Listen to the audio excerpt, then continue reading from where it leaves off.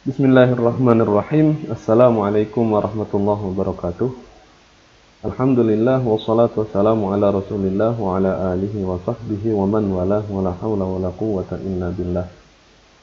Apa kabar teman-teman yang dirahmati Allah? Ketemu lagi dengan saya Fahmi Hasan Nugroho pada mata kuliah perbandingan kaidah usul fikih untuk pertemuan ketiga. Pada pertemuan yang pertama, 2 minggu yang lalu kita sudah membahas mengenai kaidah usul fikih secara global. Apa itu kaidah usul fikih, bagaimana posisi kaidah usul fikih dari ilmu fikih, dan apa perbedaan antara kaidah usul fikih dengan kaidah fikih. Pada pertemuan yang lalu, pertemuan kedua, kita membahas mengenai aliran usul fikih. Sebelum kita masuk ke perbandingan, kita mengetahui dulu ternyata dalam usul fikih ada aliran-alirannya juga, yaitu aliran Ahnaf dan aliran Jumhur. Nah, dari pertemuan ketiga ini sampai pertemuan yang akan datang, kita akan langsung masuk ke dalam perbandingan kaidah usul fikih. Jadi, dalam setiap pertemuan kita akan menemukan ternyata kaidah-kaidah usul fikih itu tidak selalu disepakati. Ada perbedaan-perbedaan pendapat dalam usul fikih juga. Gitu. Nah, yang pertama kali kita akan bahas yaitu adalah pada hari ini mengenai hukum taklifi. Apa itu hukum taklifi? Sebelum masuk ke dalam hukum taklifi itu apa, maka kita akan bahas dulu definisi hukum syariat itu apa. Lalu kemudian ragam hukum syariat itu apa. Di situ nanti kita tahu ada hukum taklifi, ada hukum wad'i. Dan yang terakhir kita akan membahas mengenai perbedaan antara Jumhur dan Ahnaf dalam mendefinisikan antara fardu dan wajib, apa dalil masing-masing dan apa implikasi dari perbedaan tersebut. Nah, sebenarnya pembahasan mengenai hukum syariat ini itu adalah pembahasan dasar sekali dalam usul fikih. Antum juga teman-teman bisa melihat video saya yang playlistnya judulnya Ngaji Usul Fikih. Nah, di situ pada episode ke-6, 7, 8, dan 9, saya membahas secara gamblang mengenai definisi hukum syariat dan beberapa perbedaan-perbedaannya. Maka, di sini saya hanya akan menjelaskan sekilas aja lah. Antum yang ingin memahami lebih dalam, silahkan antum buka video saya yang tadi, Ngaji Usul Fikih, episode 6, 7, 8, 9. Nah, hukum syariat. Hukum syariat ada 2 definisi yang berbeda. Yang pertama menurut para ahli usul, yang kedua adalah menurut para fuqaha. Kalau menurut para ahli usul, hukum syariat itu adalah khitabullah. Itu adalah ketetapan Allah. Sedangkan menurut para fuqaha itu adalah atharu khitabillah. Dampak atau akibat dari adanya khitabullah. Tuh.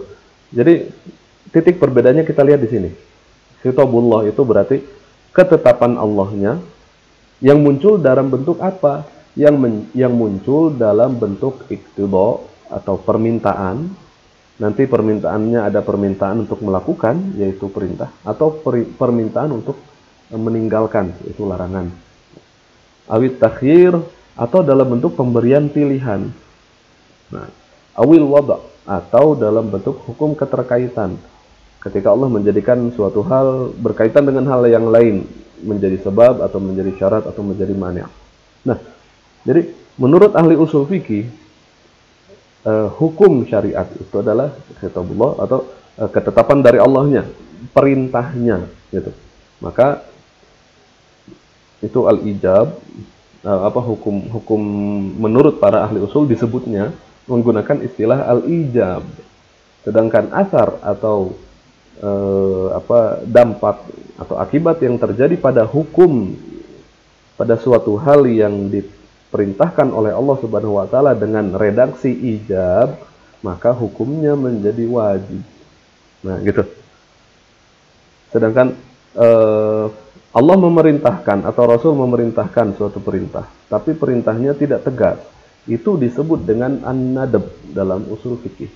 Nah, perkara yang diperintahkan dengan redaksi nadab itu disebut dengan mandub. Begitu juga dengan Al-ibahah, ketika Allah Subhanahu wa taala memberikan pilihan, ya, itu disebut dengan sifat ibahah.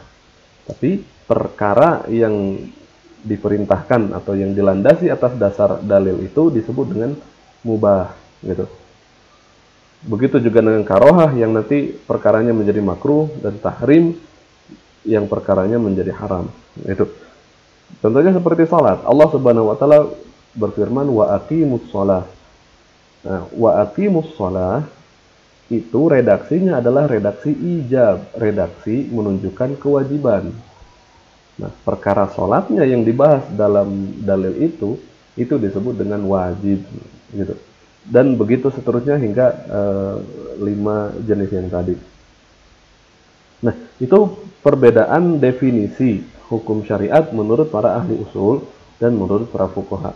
Ada satu penggalan kalimat yang belum saya bahas, yaitu adalah al-muta'alliq bi af'alil mukallafin.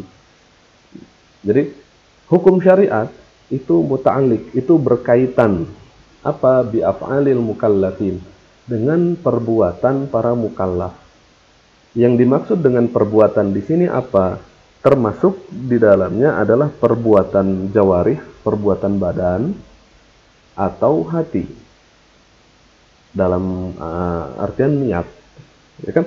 Niat itu urusannya hati. Tapi itu dibahas secara detail dalam fikih. Jadi, yang dimaksud dengan af'alul mukallaf itu termasuk ke dalamnya adalah perbuatan hati, khususnya dalam hal niat, atau perbuatan seluruh badan, ya, dalam ibadah, dalam muamalah dan segalanya. Nah, itu af'al. Sedangkan mukallaf, apa itu mukallaf? Mukallaf itu adalah orang yang dibebani syariat. Yang dibebani syariat itu adalah orang muslim, orang yang baligh, dan orang yang berakal. 3 itu. Sedangkan selain 3 itu nanti menjadi pembahasan yang lebih dalam dibahas oleh para ulama. Apakah orang kafir itu mukallaf atau enggak? Apakah anak kecil itu mukallaf atau enggak? Mukallaf. Nanti permasalahannya gini, kalau misalkan orang kafir membunuh, dia dihukum, kalau dia dihukum berarti dia mukallaf. Oke, mukallaf. Tapi kan dia nggak disuruh sholat, berarti mukallaf dari satu hal dan ghairu mukallaf dalam hal yang lain. Begitu juga dengan anak kecil. Anak kecil disebutnya ghairu mukallaf karena belum balik. Dia nggak dapat dosa kalau dia nggak sholat.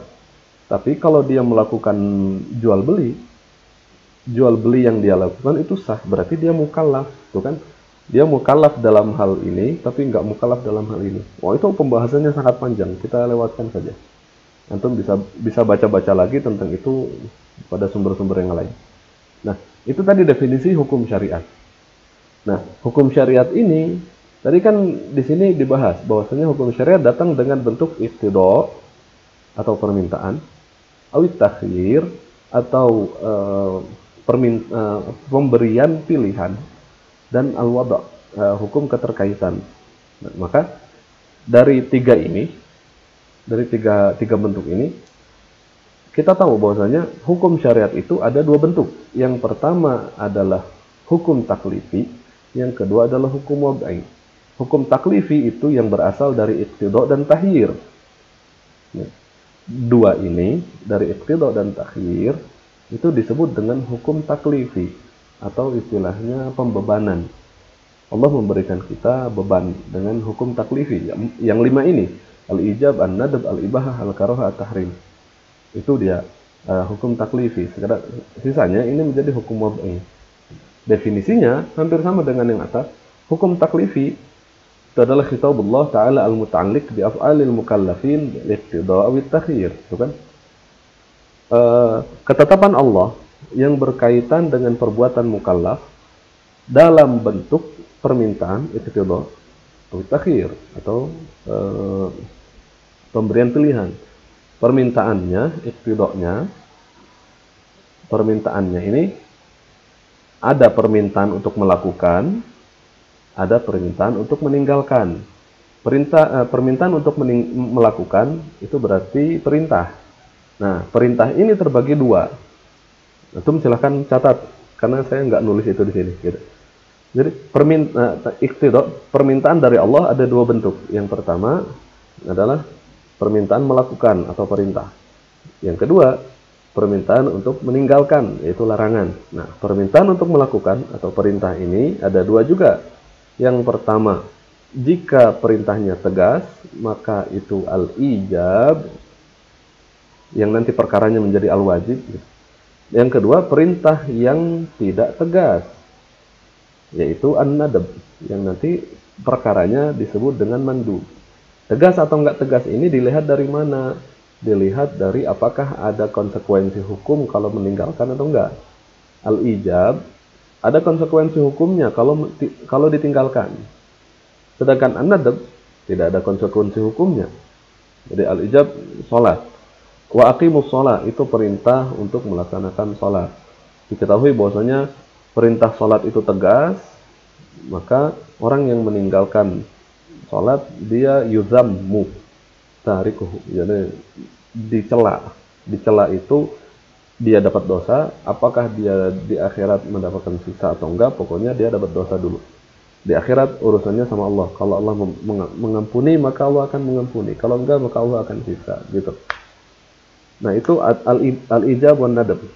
Nah, sedangkan yang bentuk yang kedua, larangan. Larangan juga memiliki dua bentuk, larangan tegas, larangan tidak tegas. Larangan tegas itu disebut dengan tahrim, sedangkan larangan tidak tegas disebut karohah. Nah, itu iqtida.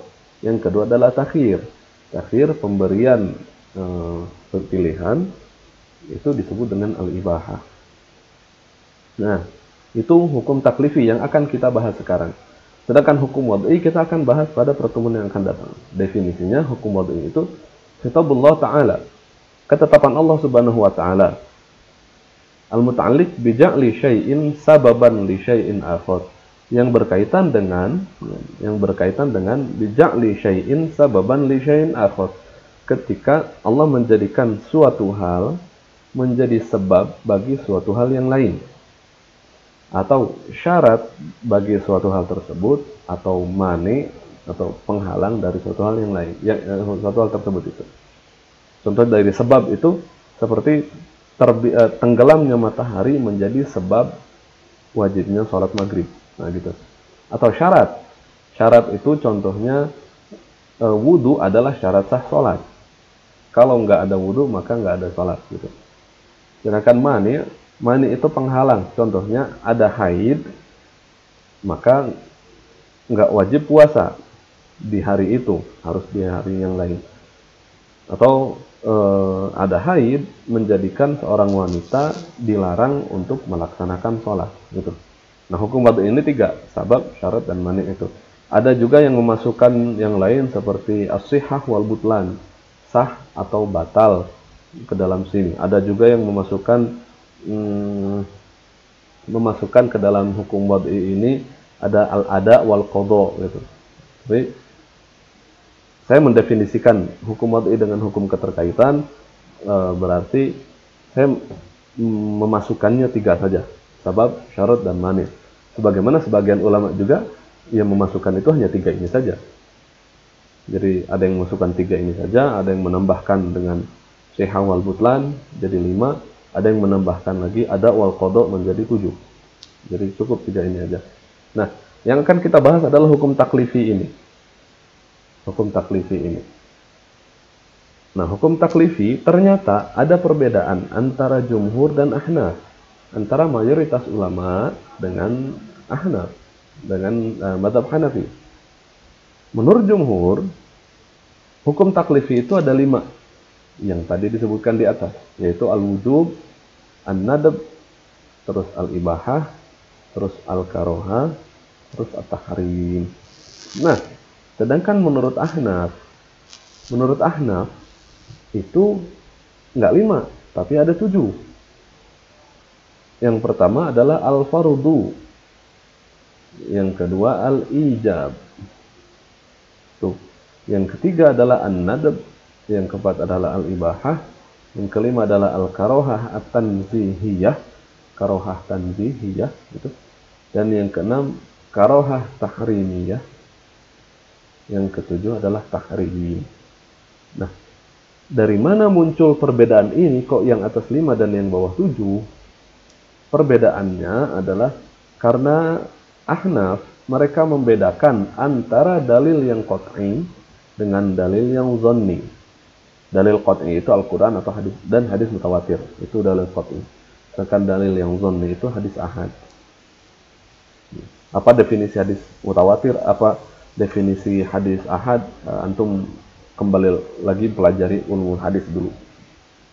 Nah, menurut Ahnaf, menurut mazhab Hanafi, suatu perintah jika datang dari dalil yang qat'i, maka itu disebutnya dengan fardu. Sedangkan perintah yang datang dari dalil yang zonni, yaitu hadis ahad, maka disebutnya ijab. Tuh. Hal yang sama jika larangan yang datang dalam bentuk atau dari dalil yang qat'i, baik itu Al-Quran atau hadis mutawatir, itu disebut dengan tahrim. Nah, sedangkan larangan yang datang dari dalil yang zonni, yaitu hadis ahad, itu disebutnya dengan karohah tahrim, ya. Nanti hukumnya menjadi makruh tahrim. Ini yang atas makruh tanzih. Nah, sedangkan jumhur tidak membedakan ini. Tidak membedakan ini, gitu. Nanti pada perkembangannya, gara-gara perbedaan dalam definisi ini, nanti muncul berbagai macam perbedaan pendapat dalam fikih. Gara-gara perbedaan definisi ini. Tuh. Nah, maka kita langsung masuk perbedaan satu aja, yaitu perbedaan antara jumhur dengan Ahnaf dalam hal mengenai fardu dan wajib. Nah, dalam masalah fardu dan wajib, menurut jumhur, al-mazhabul awal, nah, menurut jumhur ini, fardu dan wajib itu mutarodifani. Fardu dan wajib itu sinonim. Ya fardu, ya wajib, dua-duanya adalah hal yang sama. Jadi nggak usah dipisahin. Sedangkan mazhab yang kedua menyatakan bahwasanya fardu dan wajib itu ghairu mutarodifan, tidak sinonim, tidak sama. Maka mereka memisahkan antara fardu dengan wajib. Nah, kalau yang atas itu adalah pendapatnya jumhur, kalau yang bawah adalah pendapatnya, yang pertama adalah pendapatnya Ahnaf, pendapatnya mazhab Hanafi. Yang kedua ini riwayatun an Ahmad. Ini juga diriwayatkan dari Imam Ahmad. Ini juga adalah pendapat dari Al-Qadhi Abu Ya'la. Jadi, ya seperti ini. Nah, dalil dari masing-masing pendapat ini apa? Nah, yang pertama, dalilul madhabil awal. Dalil madhab yang pertama, yaitu yang menyatakan bahwasanya fardu dan wajib itu adalah sama, nggak usah dibedain. Menurut mereka, bahwasannya annan nafla sabata bil mutawatiri wal ahad. Bahwasanya perkara yang sunnah itu juga datang, kadang-kadang datang dengan yang mutawatir, kadang-kadang datang dengan ahad. Gitu. Jadi yang sunnah aja kadang-kadang datang dengan mutawatir dan ahad, tapi kita tidak membedakan antara sunnah yang didalili oleh dalil mutawatir dan sunnah yang didalili oleh dalil ahad. Kita sama-sama menyatakan bahwasanya itu adalah nafilah, itu adalah itu adalah sunnah. Fakadzal wajib, maka begitu juga yang wajib, gitu. Jadi kan Allah Subhanahu wa taala berfirman dalam Al-Qur'an, "Wa minal laili fatahajjad bihi nafilatan lak." Dan dari sebagian malam, wa minal laili, dari sebagian malam, fatahajjad bihi nafilatan lak. Maka bertahajudlah, itu sebagai nafilah, sebagai tambahan bagi kamu. Gitu.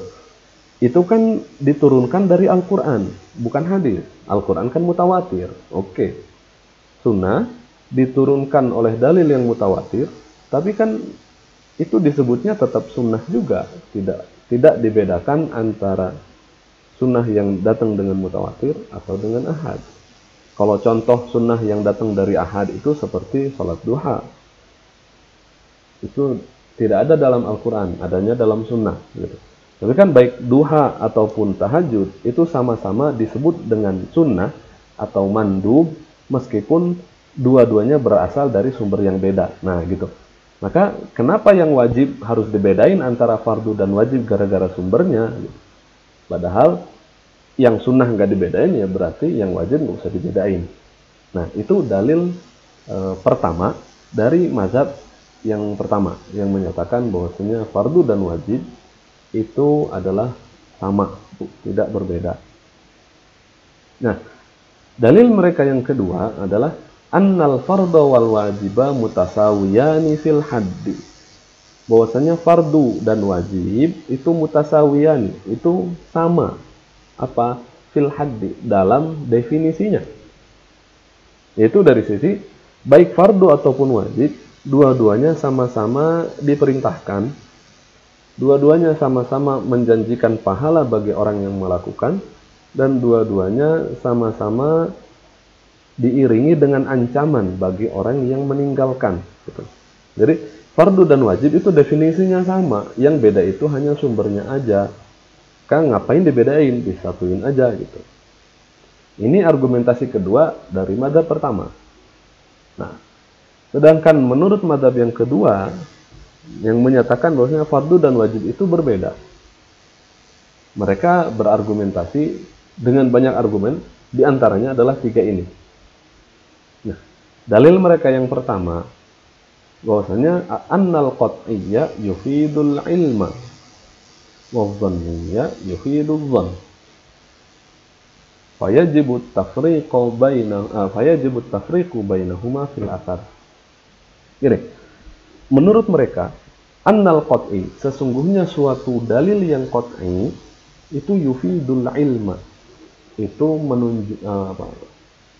memastikan adanya suatu ilmu, menunjukkan suatu hal yang pasti, al-ilm. Sedangkan dhanni itu yufidul dhann, dhanni itu menunjukkan suatu hal yang dhann. Kita harus tahu dulu apa itu ilm, apa itu dhann. Kalau ilm itu yakin.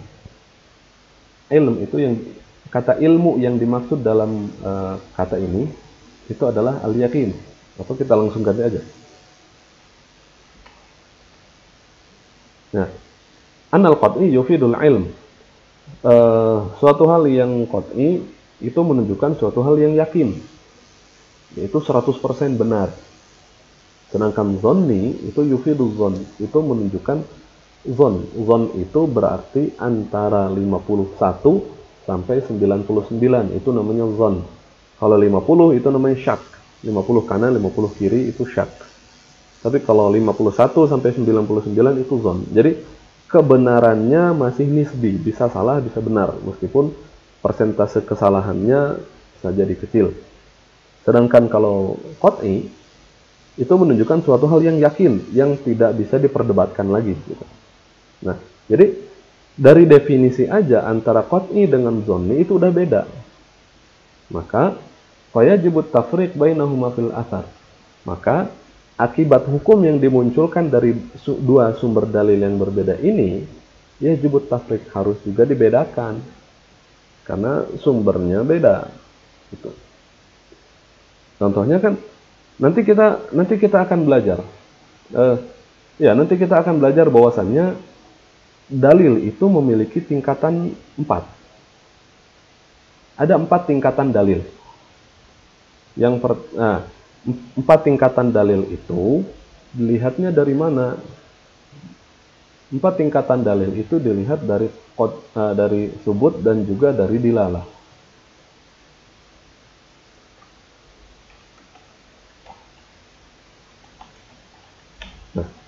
Apa itu subut, apa itu dilalah? Subut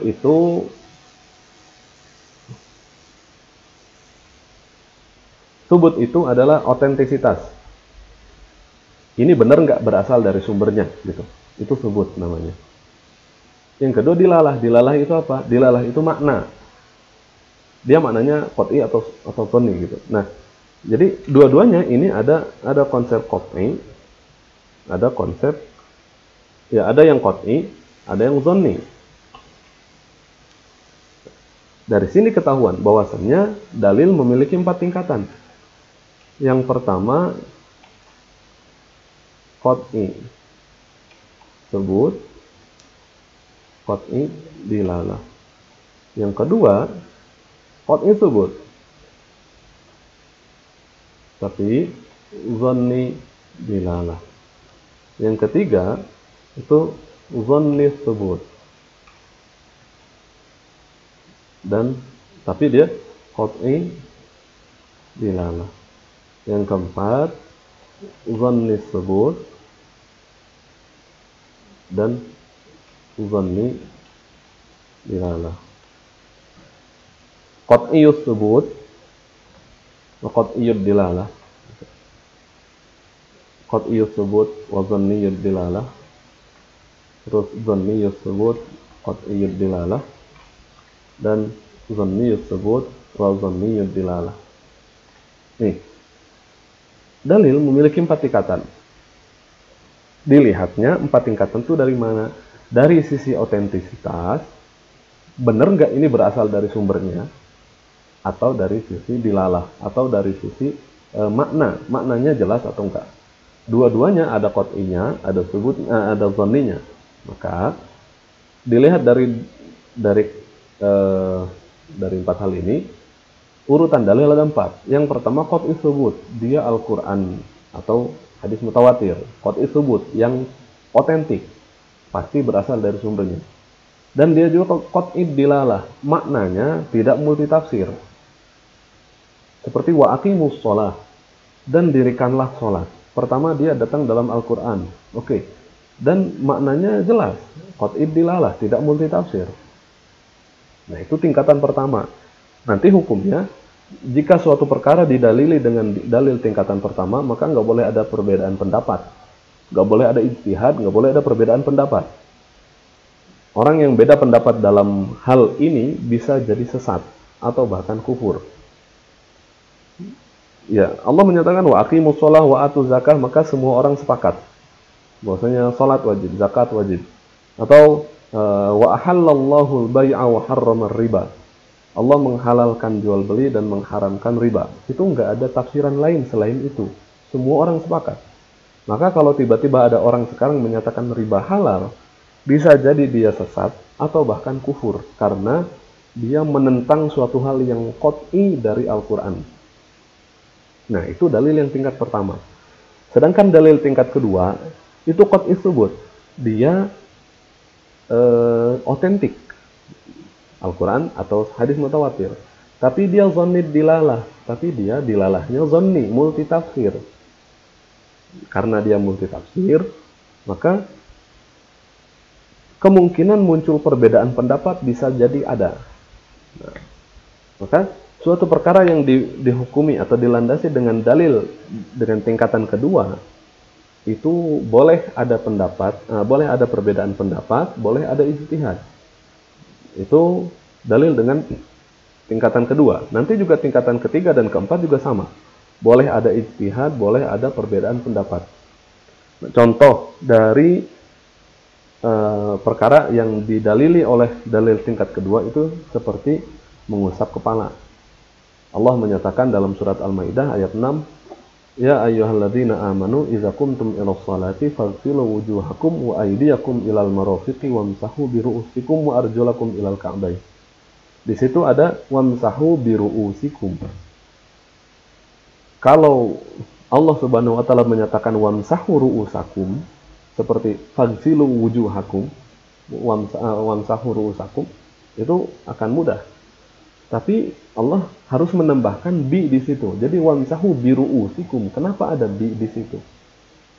Akhirnya para ulama berbeda pendapat. Ini bi gara-gara apa? Ini bi maksudnya apa gitu. Akhirnya muncul 3 pendapat dari situ, atau 2 pendapat besar lah dari ayat itu. Ayatnya sama, pendapatnya 2. Yang pertama menyatakan ba itu artinya lil ilsaq, menunjukkan bahwasanya harus ada persentuhan antara tangan dengan kepala. Ini mazhab Maliki. Hingga akhirnya menurut mazhab Maliki, mengusap kepala itu wajib seluruh kepala. Kalau nggak seluruh kepala maka nggak sah. Itu menurut mazhab Maliki. Sedangkan selain mazhab Maliki menyatakan bahwasanya ba di sini adalah litab'id, untuk menunjukkan sebagian kepala aja udah cukup. Litab'id, ba'in bo gitu. Nah, ini adalah pendapat yang lain selain mazhab Maliki. Tapi mereka berbeda pendapat. Batasannya seberapa? Kalau menurut mazhab Hanafi itu sepertiga kepala. Kalau menurut mazhab Syafi'i itu secuil aja, pokoknya tangan basah meskipun cuma satu jari kena rambut, maka itu ya kena kepala, maka itu udah sah. Nggak harus semua. Meskipun yang sunnah adalah semua. Nah, itu kan dia qat'i tsubut, dia datang dari Al-Qur'an. Tapi zonnid dilalah, tapi dia multitafsir, maknanya tidak jelas. Maka muncul perbedaan pendapat kayak tadi. Selain itu ada zonni tsubut, tapi qat'i dilalah. Zonni tsubut dia datang dari hadis ahad. Yang namanya hadis ahad itu harus dinilai ini derajatnya sahih, hasan atau dhaif. Beda dengan hadis mutawatir. Hadis mutawatir nggak usah lagi kita tanya dia sahih atau dhaif. Mutawatir pasti sahih. Karena dia 100%. Sedangkan hadis ahad dia harus dinilai dia sahih atau hasan atau dhaif gitu. Nah, dia zonni tsubut, dia hadis ahad. Tapi dia qat'i dilalah. Tapi dia hukumnya pasti. Contohnya seperti hadis yang menyatakan tentang angka bayaran zakat itu seperti ini.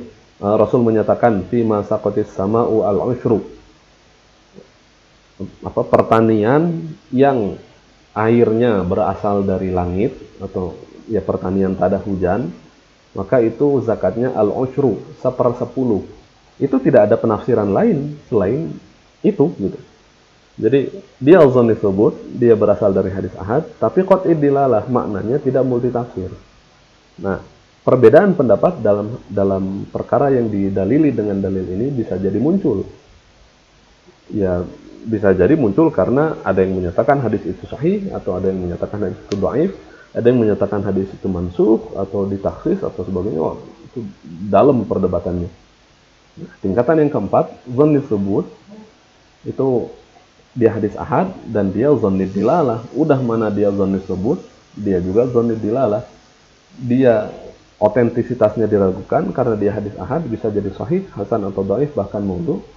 Dan dia juga zonni dilalah, dia juga maknanya diperselisihkan. Ini maksudnya apa? Contoh, Rasulullah SAW menyatakan la salata liman lam yaqra bi Fatihatil Kitab. La salata, maksud dari la salata di sini apa? La artinya tidak ada.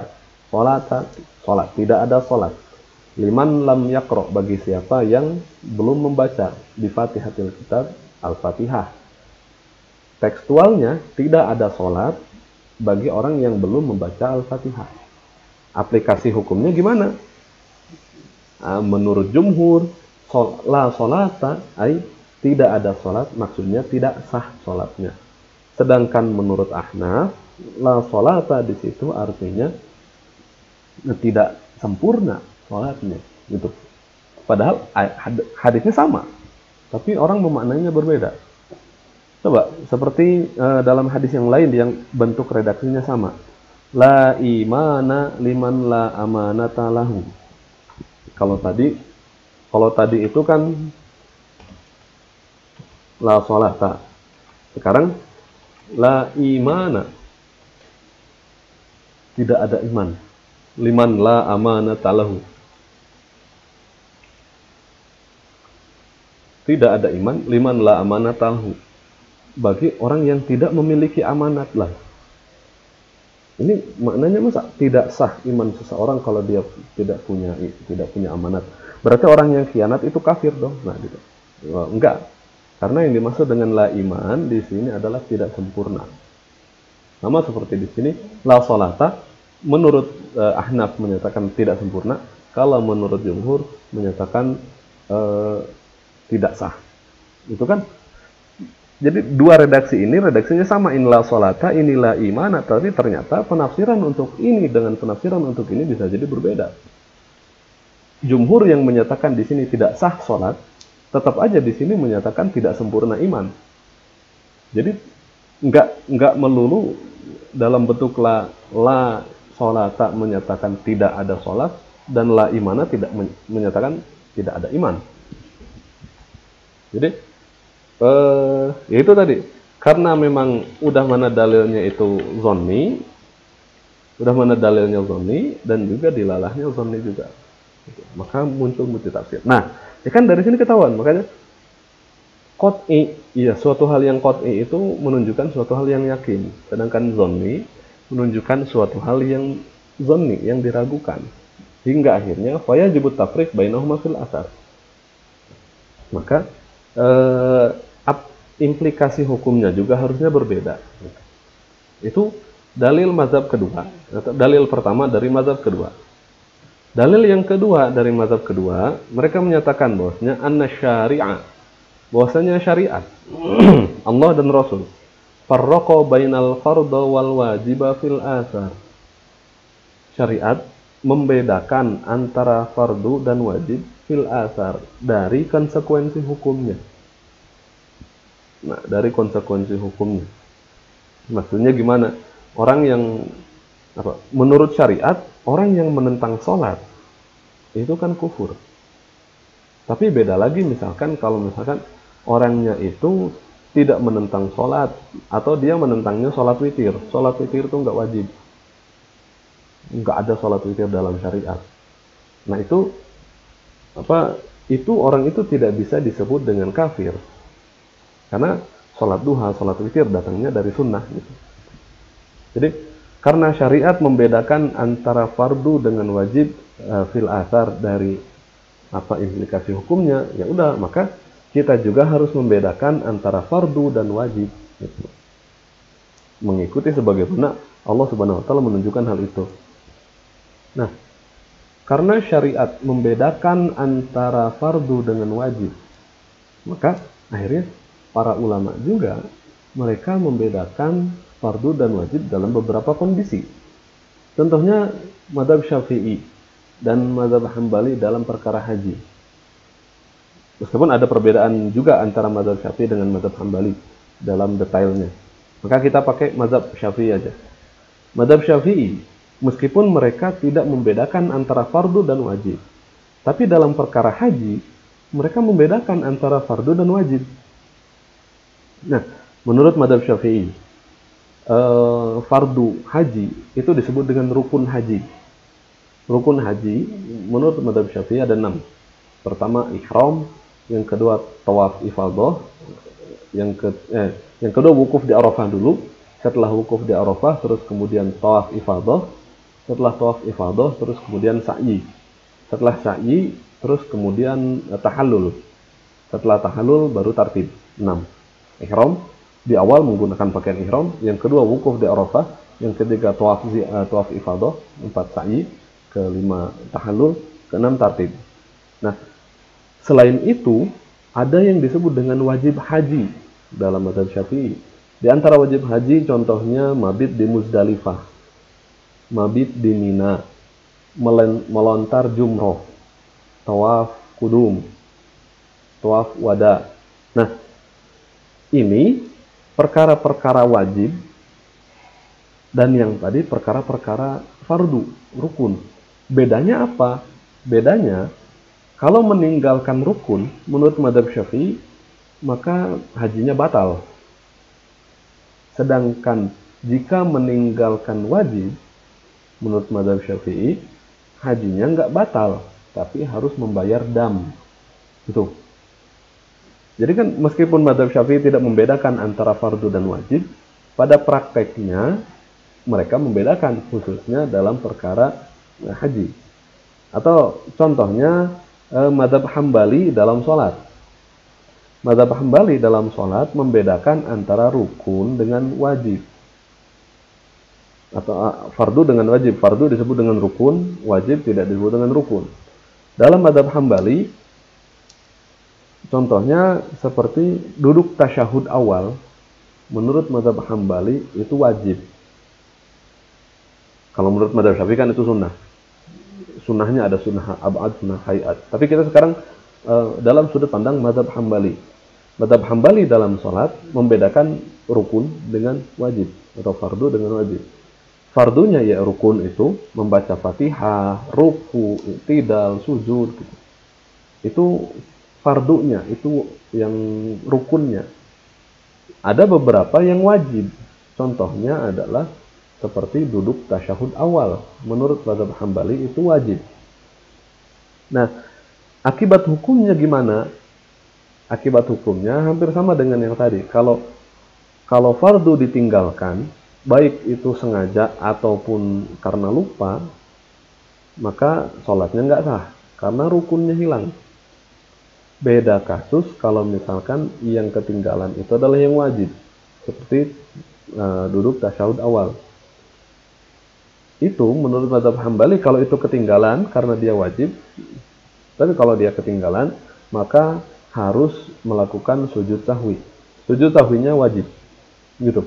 Sama seperti membayar dam itu wajib dalam mazhab Syafi'i. Jadi itu meskipun para ulama tidak membedakan secara teori antara fardu dengan wajib, tapi dalam beberapa kasus mereka membedakan. Seperti mazhab Syafi'i dalam haji atau mazhab Hambali dalam sholat. Nah, itu tadi. Nah, lalu apa samratul khilaf atau akibat perbedaan definisi ini? Perbedaan konsep fardu dan wajib antara Ahnaf dengan Jumhur. Itu samratul khilafnya apa? Akibat dari perbedaannya apa gitu. Di antara implikasinya ya yang pertama, jahidul furudi kafirun. Orang yang menentang hal-hal yang fardu itu kafir. Wajahidil wajibati fasikun. Sedangkan orang yang menentang hal yang wajib itu fasik saja. Itu menurut mazhab Hanafi gitu. Nah, yang kedua, al-fardu wal wajibu mutasawiyani fi luzumil fi'li. Baik fardu ataupun wajib itu dua-duanya mutasawiyani, dua-duanya sama. Apa? Dalam hal luzumul fi'l, dalam hal kewajiban dilaksanakannya.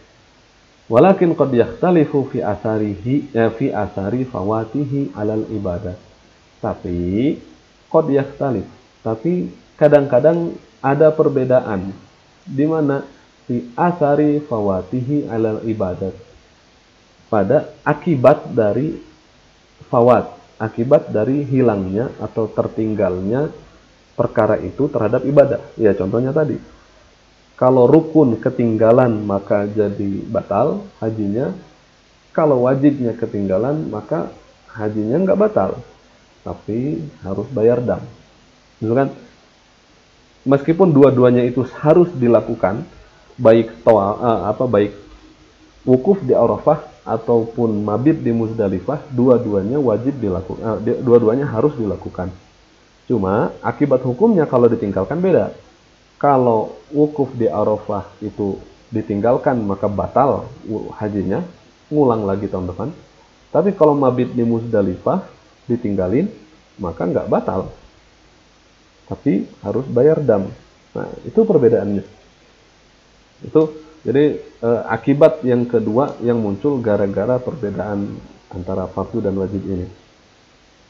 Nah, lalu kemudian yang lebih konkret ke dalam perbedaan pendapat. Contohnya ada dalam qiraatul Fatihah. Membaca Fatihah di dalam sholat. Jadi, membaca Fatihah di dalam sholat, menurut mazhab Hanafi, itu wajib. Bukan fardu. Maka, fala tabtulus sholatu biduniha. Maka, orang yang sholat tapi nggak baca Fatihah, itu nggak batal sholatnya menurut mazhab Hanafi. Walakin ya'sam, tapi dia berdosa. Kenapa? Litarkihil wajib. Karena dia meninggalkan suatu hal yang wajib. Nah, kenapa membaca Fatihah menurut Ahnaf itu wajib? Karena dalilnya adalah dalil zonni, dalil hadis. Yaitu, la sholata liman lam yaqra' bi Fatihatil kitab. Dalil yang ini. Tidak ada sholat liman lam yaqra', bagi siapa yang belum membaca di Fatihatul Kitab, membaca Fatihatul Kitab atau Al-Fatihah. Nah, itulah Atas dasar itulah kenapa mazhab Hanafi menyatakan baca Fatihah itu wajib, bukan fardu. Yang wajib apa yang fardu menurut mereka, yang harus ada menurut mereka itu pokoknya harus ada bacaan Al-Qur'an, terserah apapun. Karena yang qat'i adalah itu. Faqra'u ma tayassara minal Qur'an. Allah menyatakan seperti itu. Bacalah apa yang mudah dari Al-Qur'an. Maka rukun dalam mazhab Hanafi, rukun sholatnya itu membaca Al-Qur'an. Terserah yang mana. Tapi yang wajib itu adalah membaca Fatihah. Nah, gitu. Itu tadi menurut Ahmad. Wa indal jumhur, sedangkan menurut mayoritas ulama, qiraatul Fatihah itu adalah ruknun, itu adalah rukun salat. Tabtulus salatu biduniha. Salat bisa batal gara-gara orang nggak baca Fatihah. Menurut mazhab Syafi'i bahkan lebih tegas lagi. Imam atau makmum harus membaca Fatihah kecuali yang masbuk. Jadi makmum harus membaca Fatihah sendiri di belakang imam. Itu mazhab Syafi'i. Jadi dan membacanya itu juga harus terdengar oleh diri sendiri, bukan membaca di dalam hati. Itu menurut mazhab Syafi'i. Jadi teman-teman juga kalau sholat ingat harus baca, bukan baca di dalam hati. Baca melalui lisan, minimal didengar oleh sendiri. Itu menurut mazhab Syafi'i seperti itu. Karena itu adalah rukun, tabtulus salatu biduniha. Itu adalah rukun yang sholat bisa batal kalau tidak ada bacaan Fatihah. Terus implikasi yang lain, contohnya sujud tilawah. Sujud tilawah itu ketika kita membaca ayat sajdah dalam Al-Quran. Menurut mazhab Hanafi itu wajib. Wajibun indal Ahnaf. Menurut mazhab Hanafi itu wajib. Sedangkan menurut jumhur itu sunnah. Sunnatun indal itu. Sujud tilawah itu sunnah menurut selain mazhab Hanafi. Kenapa? Karena Umar berkata, ini dalilnya, innallaha lam yufridis sujuda illa an nasha. Allah subhanahu wa ta'ala lam yufrid. Allah tidak memfardukan sujud illa an nasha, kecuali dengan sekehendak kita. Nah, mazhab Hanafi berkomentar tentang dalil ini. Wa qala al-Ahnaf, mazhab Hanafi berkata tentang ini, inna nafyal furud la yastalzimu nafyal wujub. Nah, sesungguhnya peniadaan fardu, di sini kan Umar bin Khattab menyatakan innallaha lam yufrid. Allah tidak mewajibkan, tidak memfardukan. Nah, itu disebut dengan nafyul furud. Yang dimaksud dengan nafyul furud itu peniadaan fardu itu tidak berarti peniadaan kewajiban. Jadi, sujud itu bukan fardu, tapi bukan berarti dia bukan wajib. Hingga akhirnya menurut mereka sujud tilawah itu wajib. Nah, gitu. Sedangkan menurut jumhur ya udah, karena jumhur nggak membedakan antara fardu dan wajib, mereka memahami bahwasanya Umar berkata ini, innallaha lam yufridis sujuda illa an nasha. Allah tidak mewajibkan sujud kecuali sesuai dengan kehendak kita. Lam yufrid atau lam yujib sama menurut jumhur. Jadi menurut mereka ya udah sunnah aja kalau enggak diwajibkan itu.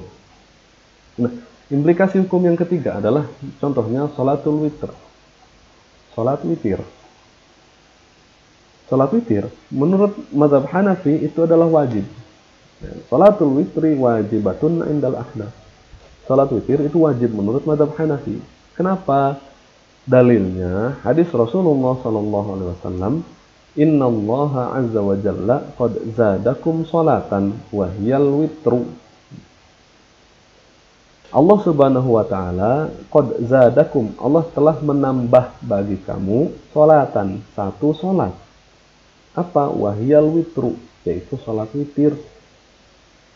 Menurut mazhab Hanafi, sholat ini wajib bukan fardu, harus dilakukan. Kalau ketinggalan maka harus diqadha. Tapi dia bukan fardu. Orang yang menyatakan nggak ada sholat witir dalam syariat Islam, atau sholat witir itu nggak wajib, nah itu nggak kafir, karena datangnya dari hadis. Beda lagi dengan sholat 5 waktu, kalau itu datangnya dari Al-Quran, itu wajib. Nah itu fardu menurut mazhab Hanafi. Kalau orang yang menolak untuk sholat 5 waktu, ya dia kafir, gitu. Nah sedangkan menurut jumhur, wahiyya sunnatun indal jumhur.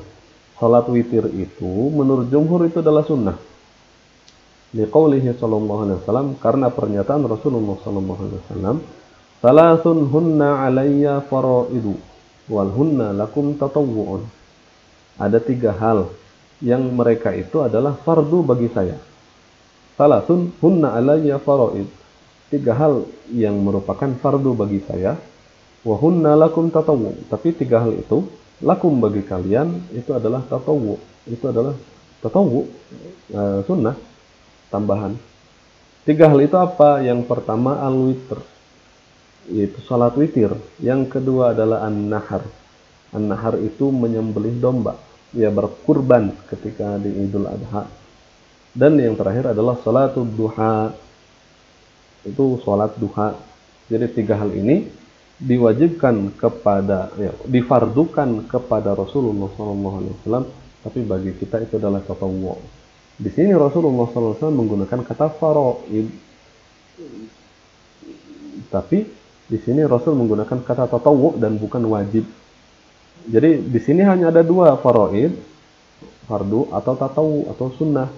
Jadi Rasul nggak bilang hunna alayya faraid wa hunna lakum wajibat, tapi langsung menyatakan hunna lakum tatawwu. Berarti maksudnya hunna alayya faraid itu adalah ya hunna alayya wajibat, bagi saya itu adalah fardu atau wajib. Wa hunna lakum tatawwu, dan itu bagi kalian adalah tatawwu atau sunnah gitu. Jadi ini akibat dari perbedaan pendapat atau perbedaan konsep wajib dan fardu antara Ahnaf dengan jumhur. Dari situ hingga akhirnya membaca Fatihah itu adalah rukun menurut jumhur dan wajib menurut Hanafi. Terus kemudian sujud tilawah itu wajib menurut mazhab Hanafi dan menurut mazhab jumhur sunnah. Salat witir juga sama, menurut jumhur itu sunnah, menurut mazhab Hanafi itu adalah wajib. Itu adalah fardu. Salat witir menurut jumhur itu sunnah, dan menurut Ahnaf itu adalah wajib. Nah gitu. Jadi gara-gara perbedaan konsep di awal antara fardu dan wajib antara Ahnaf dengan jumhur, maka berbagai macam perbedaan pendapat di sini muncul gara-gara hal tersebut.